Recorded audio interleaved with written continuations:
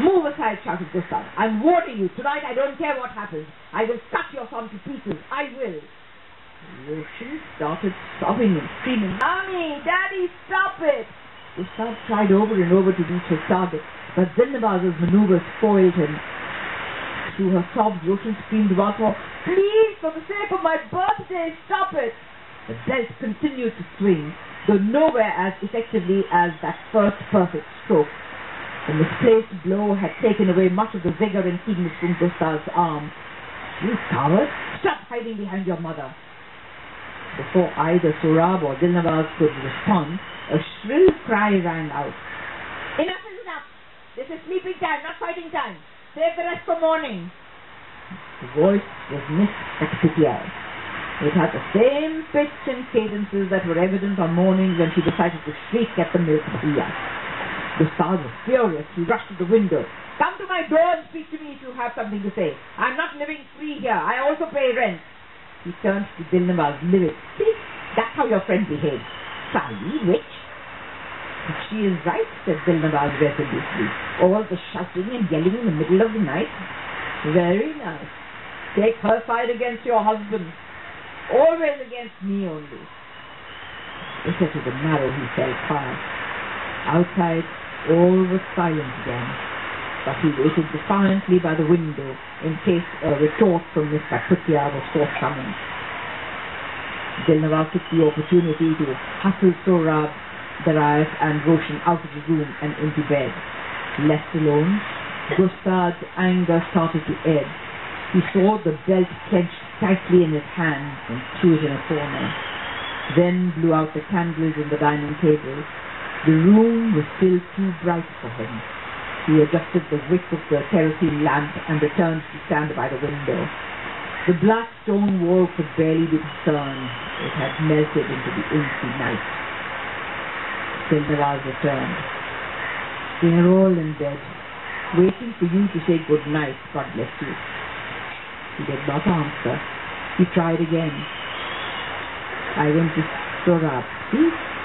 She held out his sleeve where it was damp. His tears. Go to him. Gustav shook his head. He will have to come to me when he learns respect. Till then, he is not my son. My son is dead. Don't say such things. I'm saying what must be said. Now he is nothing to me. No. Stupid, she caressed the well-furnished Nakav, and he saw her do it. 17 times I have told you not to come in the middle when I'm dealing with the children. 19 years old now. He is no longer a child. 19 or 29. He cannot speak to me like that. And for what reason? What did I expect to be proud of him? The bewilderment behind his anger was touching, and she wanted to comfort him, help him understand, but she did not understand herself. She touched his shoulder gently. You must be patient. What have we all been these years if not patient? Is this how it will end? Sorrow, nothing but sorrow, throwing away his future without reason. What have I not done for him, tell me? I even threw myself in front of a car, kicked him aside, saved his life, and got this to suffer all my life. He slapped his hip. And that's what a father is for. And if he cannot show respect, at least I can get him again, out of my house, out of my life. She touched his shoulder once more and went to the table. I'll put away everything in the kitchen, then we can go to sleep. She began piling up the dirty plates and glasses. Long after Dilnavaz had cleared the table, wiped off the crumbs with a moist rag and gone to bed, Gustav sat beside the soft glow of the kerosene lamp. He was grateful for the lamp. He knew that if the electric light was on, he would still be angry.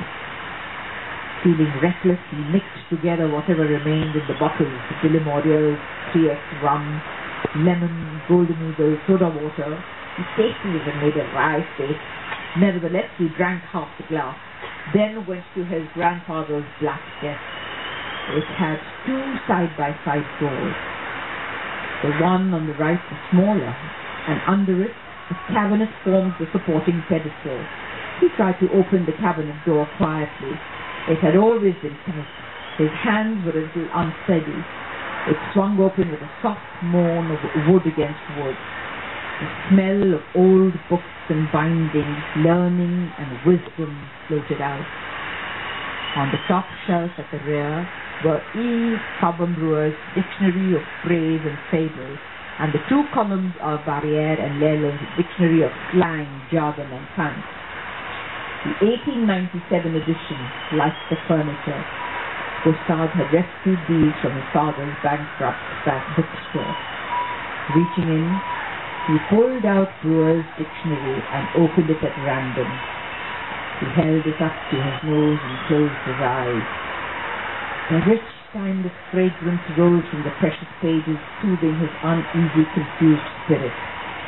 He shut the book, tenderly stroking its spine with the back of his fingers, and he placed it on the shelf.